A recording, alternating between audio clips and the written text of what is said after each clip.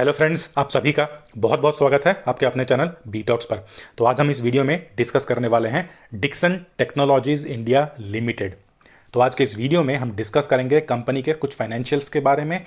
हम डिस्कस करेंगे कंपनी के प्रोडक्ट पोर्टफोलियो के बारे में, कंपनी का कैसे कैसे बिजनेस सेगमेंट्स हैं, कंपनी कहाँ कहाँ पर काम करती है, कैसे प्रोडक्ट्स बनाती है और उन प्रोडक्ट्स को, उन सर्विसेज को किन किन क्लाइंट्स को सप्लाई करती है। हम जानेंगे कंपनी के डिलीवरी पोजीशंस के बारे में, फ्राइडे के डिलीवरी पोजीशंस के बारे में। हम जानेंगे कि आने वाले टाइम पर कंपनी को कैसे चैलेंजेस फेस करने पड़ सकते हैं। हम जानेंगे एक वैल्यूएशन कंपैरिजन इनके ग्लोबल कंपनीज के साथ, और आखिर में हम जानेंगे कि हमारी इस कंपनी में फ्यूचर की रणनीति कैसी रहनी चाहिए। दोस्तों, वीडियो शुरू करने से पहले जो हमारे नए व्यूवर्स हैं और जिन्होंने अभी तक हमारा चैनल सब्सक्राइब नहीं किया है, वो चैनल को सब्सक्राइब कर लीजिए। वीडियो पसंद आए तो उसे लाइक करें और अपने फ्रेंड्स एंड फैमिली मेंबर्स के साथ भी शेयर करें, और बेल आइकन दबाना ना भूलें ताकि आपको हमारे आने वाले सभी वीडियोज़ की नोटिफिकेशन मिले सबसे पहले।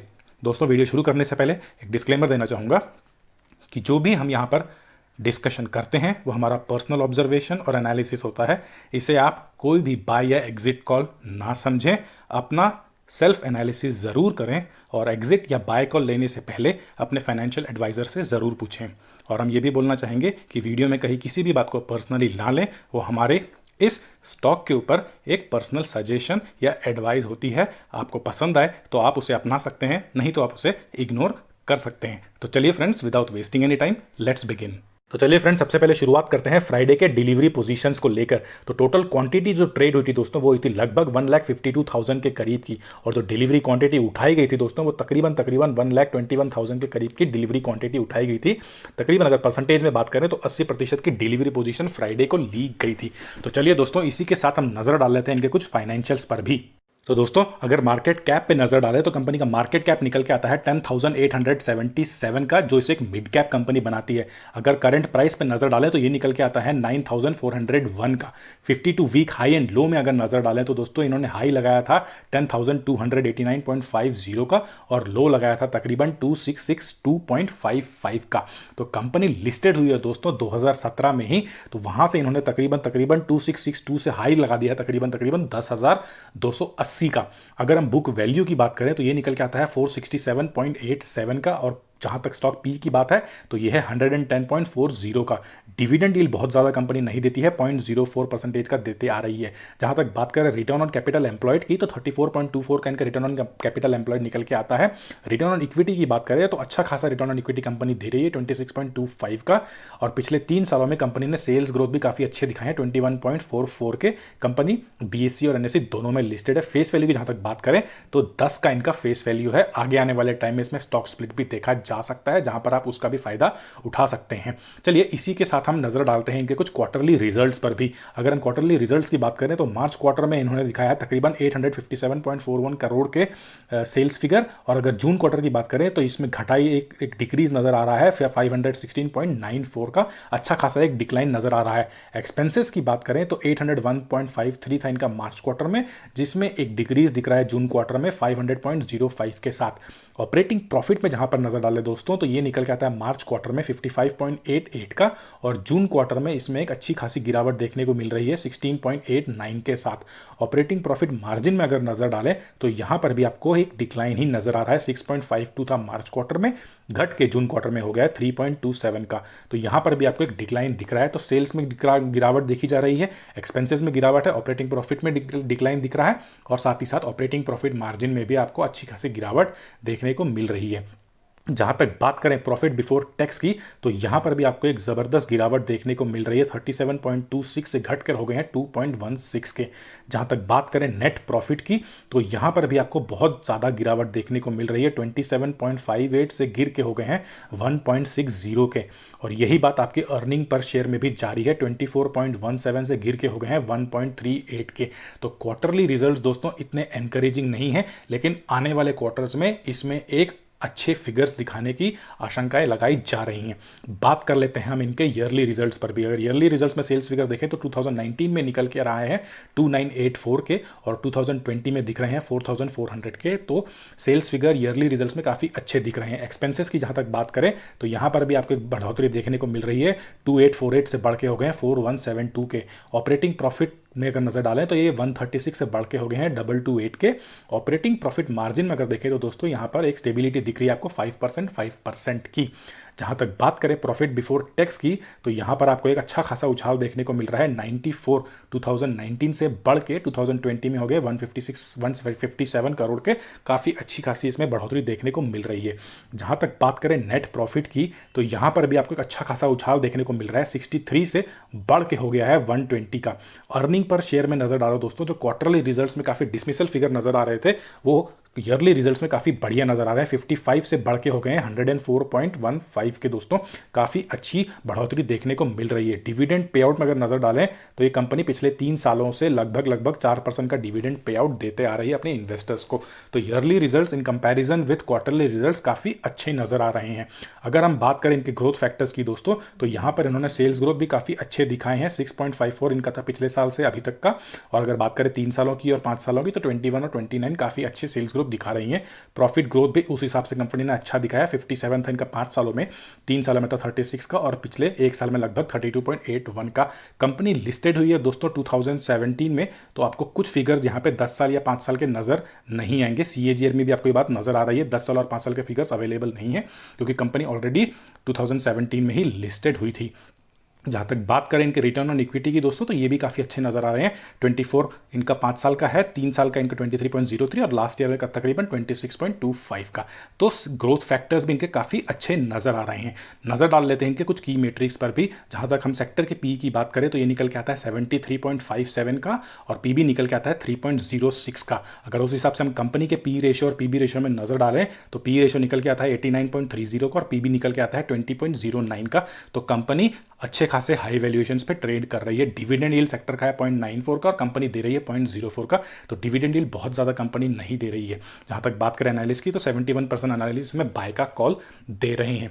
चलिए दोस्तों इसी के साथ बात कर लेते हैं कि कंपनी कौन से प्रोडक्ट फोलियोज में काम करती है और कौन से बिजनेस सेगमेंट्स में काम करती है। तो दोस्तों प्रोडक्ट पोर्टफोलियो के बारे में जानने से पहले हम इनके शेयर होल्डिंग पैटर्न पर भी एक बार नजर डाल लेते हैं। अगर हम इनके टोटल प्रोमोटर होल्डिंग में नजर डालें तो पिछले साल जून क्वार्टर में था ये 38.92 का, जो कि इस साल जून क्वार्टर में जाकर हो गया है 36.11 का। तो प्रोमोटर होल्डिंग में एक गिरावट देखी जा सकती है। अगर हम बात करें म्यूचुअल फंड होल्डिंग्स के शेयर होल्डिंग में तो यहां पर पिछले साल जून क्वार्टर में था 22.28 का, जो कि इस साल जून क्वार्टर में जाके हो गया है 20.99 का। तो म्यूचुअल फंड होल्डिंग्स में भी एक हल्की सी गिरावट देखी जा रही है। जहां तक बात करें डोमेस्टिक होल्डिंग की दोस्तों तो यहां पर भी आपको एक हल्की सी गिरावट देखने को मिल रही है। कंपैरिजन करें अगर हम पिछले साल जून क्वार्टर के साथ तो वहां पर था 22.38 का और इस साल जून क्वार्टर में जाकर ये हो गया 21.93 का। तो हल्की सी गिरावट आपको डोमेस्टिक इंस्टीट्यूशंस द्वारा भी देखी जा सकती है। अगर बात करें फॉरेन इन्वेस्टर्स की दोस्तों तो यहां पर आपको एक अच्छा खासा स्पाइक देखने को मिल रहा है। पिछले साल जून क्वार्टर में था 7.22 का, जो कि बढ़ के इस साल जून क्वार्टर में हो गया 12.27 का दोस्तों। तो फॉरेन इन्वेस्टर्स द्वारा काफी अच्छा आपको उछाल देखने को मिल रहा है। चलिए बात कर लेते हैं अदर पार्टीज के द्वारा भी। अगर अदर पार्टीज में नजर डालें तो यहां पर भी आपको एक पिछले साल के जून क्वार्टर में अगर देखें तो 31.47 था इनका शेयर होल्डिंग, जो कि इस साल जून क्वार्टर में जाके हो गया 29.68 का। तो आपको थोड़ी थोड़ी गिरावट हर शेयर होल्डिंग में देखने को मिल रही है बजाय फॉरेन इन्वेस्टर्स की तरह, जहां पर आपको एक अच्छा खासा स्पाइक देखने को मिल रहा है। तो चलिए दोस्तों ये तो बात होगी इनके शेयर होल्डिंग पैटर्न पर। इसी के साथ हम नजर डाल लेते हैं कि कंपनी का प्रोडक्ट पोर्टफोलियो कैसा नजर आ रहा है। तो दोस्तों हम आ चुके हैं डिक्सन टेक्नोलॉजीज के वेबसाइट पे। हम देख लेते हैं कि कंपनी किस किस बिजनेस सेगमेंट में और इनका प्रोडक्ट पोर्टफोलियो कैसा है। तो सबसे पहले दोस्तों कंपनी काम करती है कंज्यूमर इलेक्ट्रॉनिक्स में, जहां पर ये एलईडी टीवीज वगैरह बनाते हैं। कंपनी काम करती है होम अप्लायंसेज में, जहां पर ये वॉशिंग मशीन्स वगैरह बनाती हैं। कंपनी काम करती है लाइटिंग सोल्यूशंस में, जहां पर ये एलईडी बल्ब वगैरह CFL बल्ब वगैरह बनाते हैं। जहां और कंपनी मैन्युफैक्चर करती है मोबाइल फोन्स में, सिक्योरिटी सर्वेलेंस सिस्टम में, रिवर्स लॉजिस्टिक में, जहां पर ये अपने बनाए गए प्रोडक्ट्स अपने दूसरे बहुत सारे क्लाइंट्स को, बिजनेस क्लाइंट्स को और बड़ी बड़ी ब्रांड्स को दे सप्लाई करते हैं। उनमें जो भी रिपेयर वर्क होता है, जो भी रिफर्बिशमेंट होता है, वहां पर ये रिवर्स लॉजिस्टिक्स में काम करते हैं। हम बात करने वाले हैं इनके मेडिकल इलेक्ट्रॉनिक्स के बारे में, जहां पर अपने मेडिकल इलेक्ट्रॉनिक्स, जहां पे थर्मोमीटर वगैरह बनाते हैं। और हम बात करेंगे इनके सेट टॉप बॉक्स के बारे में भी, जो भी ये अलग अलग DTH ब्रांड्स को सप्लाई करते हैं। तो दोस्तों ये तो हो गया शॉर्ट में कि कंपनी किस किस बिजनेस सेगमेंट में काम करती है। आगे आने वाले भाग में हम बात करने वाले हैं इनके बारे में डिटेल में। तो चलिए दोस्तों थोड़ा डिटेल में बात कर लेते हैं कि कंपनी कौन से प्रोडक्ट्स बनाती हैं और इनके कौन से क्लाइंट्स हैं जिनको ये प्रोडक्ट्स और सर्विसेज सप्लाई करते हैं। जो दो सबसे बड़े नाम निकल के आते हैं इनके क्लाइंट में वो है सैमसंग और शाओमी, और जो बाकी के जो नाम निकल के आते हैं दोस्तों वो है पैनासोनिक, गोदरेज और लॉयड। इन सभी को ये अपने प्रोडक्ट्स और सर्विसेज सप्लाई करते हैं।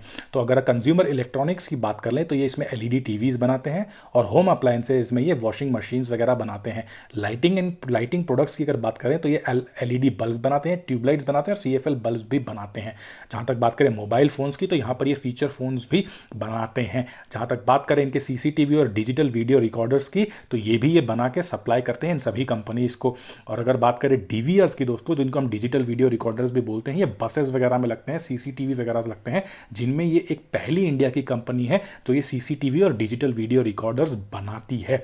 अगर हम बात कर ले दोस्तों तो ये ओवरऑल अगर देखा जाए तो डिक्सन टेक्नोलॉजीज इन सभी बड़े ब्रांड्स के लिए कॉन्ट्रैक्ट मैन्युफैक्चरर की भूमिका निभाती हैं। ये सारी कंपनीज इनसे ये प्रोडक्ट्स बनवाती हैं और ये सारी कंपनीज फिर बाद में जाके इन सभी प्रोडक्ट्स को अपने ब्रांड के अंदर डिस्ट्रीब्यूट और सेल करते हैं। अगर हम बात करें दोस्तों तो फ्लिपकार्ट को ये 2017 में इनके बीच में एक एग्रीमेंट हुआ था जिसके अंडर ये मार्क ब्रांड नाम से MARQ दोस्तों, इस ब्रांड नेम से ये इनको टेलीविजन और वॉशिंग मशीन वगैरह जैसे अदर इलेक्ट्रिकल अप्लायंसेज हैं ये सप्लाई करते हैं। अगर आप फ्लिपकार्ट में जाके देखें और मार्क ब्रांड मार के देखें तो आपको अलग अलग तरीके के वॉशिंग मशीन्स और अलग अलग तरीके के इलेक्ट्रिकल अप्लायंस और टेलीविजन्स वगैरह भी मिलेंगे जो ये फ्लिपकार्ट के वेबसाइट के अंदर ये सेल करते हैं। तो ये अपने नाम से नहीं सेल करते हैं, ये फ्लिपकार्ट के बैनर के अंडर मार्क ब्रांड नेम से ये सेल करते हैं जो कि डिक्सन के द्वारा ही बनाए जाते हैं।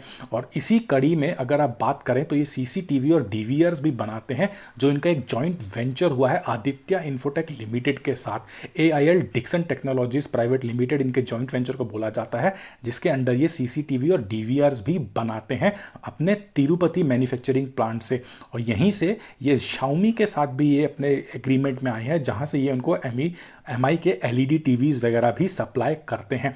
तो दोस्तों कंपनी ने फ्लिपकार्ट के साथ जॉइंट वेंचर करके रखा हुआ है, आदित्य इन्फोटेक लिमिटेड के साथ जॉइंट वेंचर करके रखा हुआ है और ये शाओमी के साथ भी एग्रीमेंट में है जिसके अंडर ये LED टीवीज वगैरह भी सप्लाई करते हैं। तो ये अपने ब्रांड नेम से सप्लाई नहीं करते हैं, ये दूसरे कंपनीज को सप्लाई करते हैं और उनके ब्रांड नेम के अंडर इनके बनाए गए प्रोडक्ट्स सेल और डिस्ट्रीब्यूट होते हैं। तो दोस्तों ये तो बात हो गई कि कंपनी कौन से प्रोडक्ट्स बनाते हैं और उनके क्लाइंट कैसे हैं। अगर हम बात करें तो कंपनी BSE में लिस्टेड हुई थी अराउंड 18 सितंबर 2017 को और जो उनका प्राइस था लिस्टेड प्राइस वो था 2725 का। और अगर हम इनके IPO प्राइस की बात करें तो ये निकल के आता है 1766 का। तो तकरीबन कंपनी 54.3% के प्रीमियम में BSE में लिस्टेड हुई थी और वहाँ से कंपनी ने काफ़ी ज़बरदस्त रैली दिखाई है और ये अराउंड अभी 9000 10,000 मार्क में ट्रेड कर रही है। तो दोस्तों कंपनी ने काफ़ी अच्छा रैली दिखाया है पिछले कुछ टाइम में और काफ़ी ज़्यादा कंपनी ने अपने आप को डाइवर्सिफाई करने की कोशिश भी की है। लेकिन अगर हम देखें तो ओवरऑल कंपनी अभी भी एक कॉन्ट्रैक्ट मैन्युफैक्चर की भूमिका ही निभा रही है। अगर कंपनी को डेवलप करना है तो इसको कॉन्ट्रैक्ट मैन्युफैक्चरर से निकल के इसको डायरेक्ट मैन्युफैक्चरिंग और उनके डिस्ट्रीब्यूशन और सेलिंग में भी आना पड़ सकता है आने वाले टाइम पे। दोस्तों अगर हमको डिक्सन टेक्नोलॉजीज के फ्यूचर चैलेंजेस को जानना है तो हमें जाना होगा इनके पास्ट पर। और पास्ट में अगर हम 1990s की बात करें दोस्तों तो एक कंपनी हुआ करती थी सैमटेल कलर बोल के दोस्तों, जो कि दुनिया की सबसे बड़ी पिक्चर ट्यूब मैन्युफैक्चरर्स कंपनीज में पाई जाती थी। और उसका अगर हम इंडियन मार्केट शेयर देखें तो दोस्तों तकरीबन 70% मार्केट शेयर सैमटेल कलर ने ही लेके रखा हुआ था। और अगर हम इनके क्लाइंट बेस की बात करें दोस्तों तो इनमें बहुत ही बड़े बड़े नाम आते थे जिनमें LG आता था, सैमसंग आता था, PPL आता था, वीडियोकॉन और ओनिडा भी आता था। इन सारे बड़े बड़ी कंपनीज को सैमटेल कलर पिक्चर ट्यूब मैन्युफैक्चरर बना के सप्लाई किया करती थी। लेकिन अगर हम आज की डेट में जाने तो सैमटेल कलर का कोई नामो निशान नहीं है, वो बहुत ही सीमित होकर रह गई है। हालांकि कंपनी बंद नहीं हुई है लेकिन डिफेंस सेगमेंट में वो HAL हो गया या फिर भारत इलेक्ट्रॉनिक्स हो गया, उनको बहुत सारे डिस्प्ले के कुछ प्रोडक्ट सप्लाई करते हैं। लेकिन जो उनका 90s में दबदबा था आज अगर उस नज़रिए से देखा जाए तो सैमटेल कलर का नामो निशान भी नज़र नहीं आता है। तो इसी चीज़ से डिक्सन टेक्नोलॉजीज़ को भी बचने की ज़रूरत है, क्योंकि सैमटल कलर की तरह डिक्सन टेक्नोलॉजीज़ भी अगर हम देखें तो बेसिकली एक कॉन्ट्रैक्ट मैन्युफैक्चरिंग कंपनी ही है जो दूसरे बड़े ब्रांड्स को प्रोडक्ट और अपने सर्विसेज सप्लाई करती है। तो ये तो बात होगी इनके एक चैलेंज की। जो दूसरा चैलेंज हमको दोस्तों नज़र आता है वो नज़र आ रहा है रिलायंस टेक्नोलॉजीज़ की तरफ से दोस्तों। तो जो मुकेश अंबानी जी हैं वो ऑलरेडी अनाउंस कर चुके हैं कि ये सब 15,000 यानी कि अंडर 15,000 के जो भी feature phones, mobile feature phones निकल के आ रहे हैं, उनमें वो एंट्री लेना चाहते हैं और इंडिया को 2G मुक्त बनाना चाहते हैं। तो अगर रिलायंस टेक्नोलॉजीज़ या फिर रिलायंस जियो फ्यूचर में एंट्री लेती है इस सेगमेंट में, तो डायरेक्ट कंपटीशन या डिक्सन टेक्नोलॉजीज़ के साथ आ सकती हैं, क्योंकि फ्यूचर में डिक्सन टेक्नोलॉजीज़ भी इस सेगमेंट में एंट्री लेना पसंद कर सकते हैं। और अगर रिलायंस वहाँ पे आता है, और जैसा कि रिलायंस एक कैश रिच कंपनी है, तो ये डिक्सन टेक्नोलॉजीज़ को एक तगड़ा कंपटीशन ज़रूर देंगे। तो दोस्तों ये तो बात हो गई इनके कुछ चैलेंजेस के बारे में। अगर हमको दूसरा चैलेंज नज़र आता है दोस्तों, वो ये नज़र आता है कि जिस सेगमेंट में डिक्सन टेक्नोलॉजीज काम करती है ये काफ़ी डायनामिक है और यहाँ पे नए नए टेक्नोलॉजीज आते ही रहते हैं। अगर हम इसी में नोकिया का एग्जाम्पल लें तो दोस्तों एक समय पे नोकिया एक बहुत ही ज़बरदस्त कंपनी हुआ करती थी मोबाइल मैन्युफैक्चरिंग में और उनके सेलिंग में, लेकिन जैसे ही स्मार्टफोन और टच फोन का कैटेगरी आया मार्केट में, नोकिया अपने आप को उस हिसाब से डेवलप नहीं कर पाई और अपने आप को अपग्रेड नहीं कर पाई। तो अगर डिक्सन टेक्नोलॉजीज़ भी अपने आप को फ्यूचर की टेक्नोलॉजीज़ के साथ अपग्रेड और डेवलप नहीं कर पाई, तो नोकिया का फेट डिक्सन के लिए वेट कर सकता है, जो कि डिक्सन टेक्नोलॉजीज़ के लिए और उनके इन्वेस्टर्स के लिए अच्छी बात नहीं होगी। तो दोस्तों ये तो बात हो गई कंपनी के कुछ फ्यूचर चैलेंजेस के बारे में। चलिए बात कर लेते हैं कि कंपनी अपनी ग्लोबल कॉम्पिटिटर्स के साथ कैसा कंपैरिजन में कैसा फेयर कर रही हैं।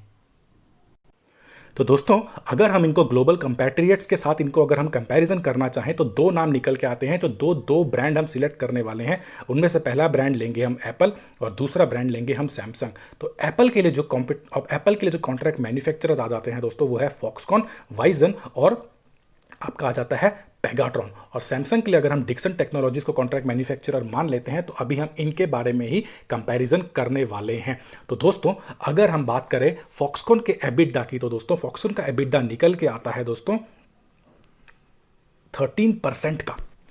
अगर आप बात करें डिक्सन का तो ये निकल के आता है दोस्तों ओनली 5% का। तो एबिडा की भी अगर बात करें तो पिछले कुछ टाइम से डिक्सन का एबिडा 5% के अराउंड ही चल रहा है या फिर उससे नीचे रह रहा है, ये उससे ऊपर नहीं जा पा रहा है। लेकिन अगर आप फॉक्सकॉन की बात करें तो ये कंटिन्यूसली 13% या उसके अराउंड ही जा रहा है। तो यानी इस मामले में फॉक्सकॉन डिक्सन से काफ़ी बढ़िया परफॉर्म कर रहा है। अगर हम बात कर ले ऑपरेटिंग कैश फ्लो की भी बात कर लें तो ऑपरेटिंग कैश फ्लो में भी फॉक्सकॉन का निकल के आता है 13% का, लेकिन डिक्सन का निकल के आ रहा है 5% का। तो अगर हम ग्लोबल कंपटीशन की बात करें दोस्तों तो ग्लोबल कंपटीशन में भी फॉक्सकॉन डिक्सन से काफ़ी बढ़िया परफॉर्मेंस कर रहा है। लेकिन अगर ऐसी बात है तो फॉक्सकॉन कंपनी डिक्सन कंपनी से शेयर मार्केट में लो वैल्यूएशंस में कैसे ट्रेड कर रही है, तो जो उसका एकमात्र रीजन निकल के आता है दोस्तों वो है उनका सेल्स क्रॉस ब्लॉक रेशो। तो जो उनका सेल्स क्रॉस ब्लॉक रेशो है दोस्तों वो फॉक्सकॉन का निकल के आता है 3x का, लेकिन डिक्सन टेक्नोलॉजीज का निकल के आ रहा है 10x का, जो कि दोस्तों इनकी ब्रांड कंपनी जो कि सैमसंग है उससे भी बहुत ज़्यादा है। सैमसंग का सेल्स क्रॉस ब्लॉक रेशो निकल के आता है लेस देन 2x का दोस्तों, और उस हिसाब से डिक्सन टेक्नोलॉजीज 10x में ट्रेड कर रही है, जो कि काफ़ी हाई वैल्यूएशंस का निकल के आता है। और यही एक रीज़न लग रहा है कि शेयर मार्केट में डिक्सन टेक्नोलॉजीज अपने ग्लोबल कंपटीशन फॉक्सकॉन से और अपने ब्रांड कंपनी सैमसंग से भी काफ़ी ऊपर ट्रेड कर रहा है। और अगर इसी कड़ी में हम बात कर लें इनके फॉरवर्ड अर्निंग मल्टीपल्स के बारे में भी दोस्तों, तो देखा गया है कि जिनका फॉरवर्ड अर्निंग मल्टीपल्स होता है ये कॉन्ट्रैक्ट मैन्युफैक्चरर्स का जनरली अपने ब्रांड कंपनी से लगभग हाफ या 1/3 रहता है। अगर हम फॉक्सकॉन, वाइजन और पेगाट्रॉन की बात करें दोस्तों तो ये रेशियो निकल के आता है तकरीबन 11 से 14x का। और अगर हम एप्पल की बात करें दोस्तों तो ये निकल के आता है तकरीबन 34x का, जो कि सही बात है। और अगर एप्पल का 34 निकलता है तो फॉक्सकॉन, वाइजन और पेगाट्रॉन का ये उनका आधा या उनसे कम है, जैसे कि 11 और 14x से पता चल रहा है। लेकिन अगर आप डिक्सन की बात करें दोस्तों तो डिक्सन का ये निकल के आ रहा है तकरीबन 35x का। और अगर आप सैमसंग की बात करें दोस्तों तो ये निकल के आ रहा है 15x का। उस हिसाब से डिक्सन अपनी ब्रांड कंपनी से काफ़ी ऊपर है। ब्रांड कंपनी सैमसंग का ओनली 15x का निकल के आ रहा है, जबकि डिक्सन का ये 35x का निकल के आ रहा है। अगर आप बहुत एक जनरस फिगर भी डिक्सन को दे दें तो ये 22 से 28x से ज़्यादा का नहीं होना चाहिए, लेकिन डिक्सन काफ़ी ऊपर है, 35x का है, जो कि इसे काफ़ी एक महंगा वैल्यूएशंस बनाता है और एक वैल्यूएशन कंफर्ट इन्वेस्टर्स को नहीं देता है। तो हमें लगता है कि आगे आने वाले टाइम पर डिक्सन टेक्नोलॉजीज में एक भारी गिरावट देखने को मिल सकती है, और अगर भारी गिरावट नहीं भी होती है तो भी ये अपने वैल्यूएशन से काफ़ी ऊपर ट्रेड कर रहा है। तो हमें नहीं लगता है कि फ्यूचर में आपको इसमें कोई लॉन्ग टर्म बेट बनाना चाहिए। आप इसको एक शॉर्ट टर्म से मिड टर्म का बेट बनाकर ही चल सकते हैं और यहाँ पर अपनी एक प्रॉफिट बुकिंग कर सकते हैं। जो लॉन्ग टर्म के लिए हमको एक थोड़ी सी सही वैल्यूएशंस नज़र आती है, वो नज़र आती है दोस्तों तकरीबन 6000 से लेकर आपको 6500 के बीच में ही डिक्सन टेक्नोलॉजीज में एक लॉन्ग टर्म बेट बनाने की कोशिश करनी चाहिए। उससे ज़्यादा वैल्यूएशंस में हमको डिक्सन टेक्नोलॉजीज काफ़ी ओवर वैल्यूड और काफ़ी हाई वैल्यूएशंस पे ट्रेड करता हुआ नज़र आ रहा है फिलहाल, जो कि वो 9000 और 10000 में ट्रेड कर रहा है। तो दोस्तों आशा करते हैं आपको हमारा आज का वीडियो काफ़ी पसंद आया होगा और आपको ज़रूर यहाँ से कुछ ना कुछ सीखने को मिला होगा। तो इसी के साथ थैंक यू, धन्यवाद, जय हिंद।